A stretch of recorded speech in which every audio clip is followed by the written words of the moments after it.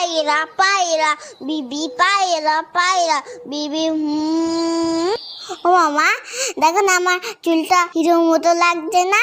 হ্যাঁ তো, তবে বাবান চুলটা আরেকটু কাটিয়ে নিয়ে আসি চল, তাহলে পারফেক্ট হিরো লাগবে।